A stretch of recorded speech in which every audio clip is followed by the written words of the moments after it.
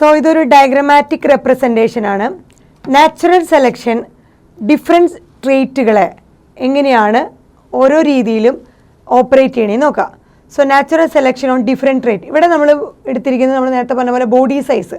So body സൈസിനെ എങ്ങനെയാണ് natural selection നടത്തുന്നത്, ഓപ്പറേറ്റ് ചെയ്യണമെന്ന് നോക്കാം പല കണ്ടീഷൻസിൽ. So number of individuals with phenotype ആണ് ഇവിടെ കൊടുത്തിരിക്കുന്നത്. Number of individuals with phenotype. So phenotypes favoured by natural selection ആണ് ഈ ലൈനായിട്ട് കാണിച്ചിരിക്കുന്നത്.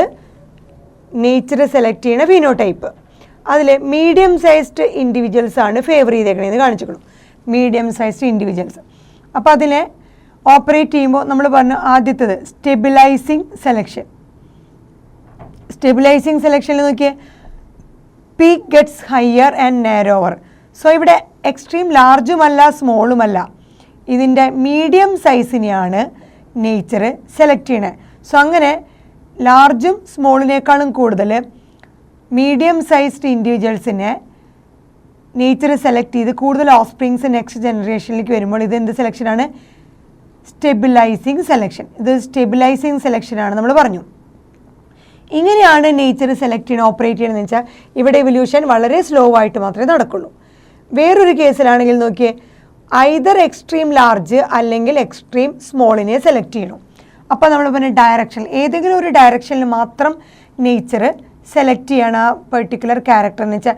സോ ഇവിടെ peak shift in one direction, ഒരു പെർട്ടിക്കുലർ ഡയറക്ഷനിൽ അതൊരു പക്ഷേ എക്സ്ട്രീം ലാർജ് ആവാം എക്സ്ട്രീം സ്മോൾ ആവാം, ഏതെങ്കിലും ഒരു സൈഡിലേക്ക് മാത്രം ഡയറക്ഷണൽ സെലക്ഷൻ നടക്കുകയാണെങ്കിൽ നേച്ചർ അങ്ങനെയാണ് ഓപ്പറേറ്റ് ചെയ്യണമെങ്കിൽ അത് ഡയറക്ഷണൽ സെലക്ഷൻ. സോ ഇങ്ങനെയാണ് നടക്കണമെന്നുണ്ടെങ്കിൽ ഇതൊരു ഇവല്യൂഷണറി ട്രെൻഡാണ് നമ്മൾ പറഞ്ഞു.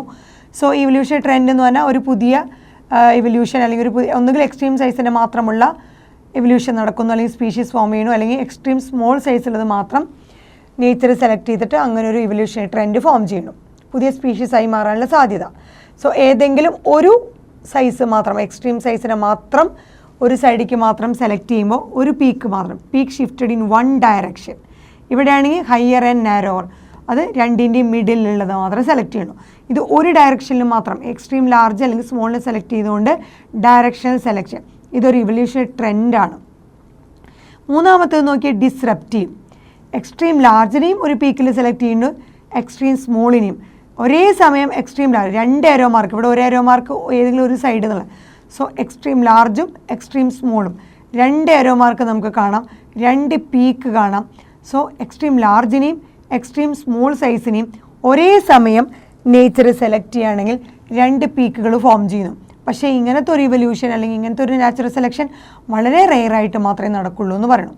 സോ ഇവിടെ ആവറേജ് സൈസിനെ നേച്ചർ സെലക്ട് ചെയ്യണോ, അങ്ങനെയാണ് ഓപ്പറേറ്റ് ചെയ്യണത്. ഇവിടെ ആണെങ്കിൽ ഏതെങ്കിലും ഒരു സൈസിനെ മാത്രം എക്സ്ട്രീം സൈസിനെ മാത്രം ഓപ്പറേറ്റ് ചെയ്യണം.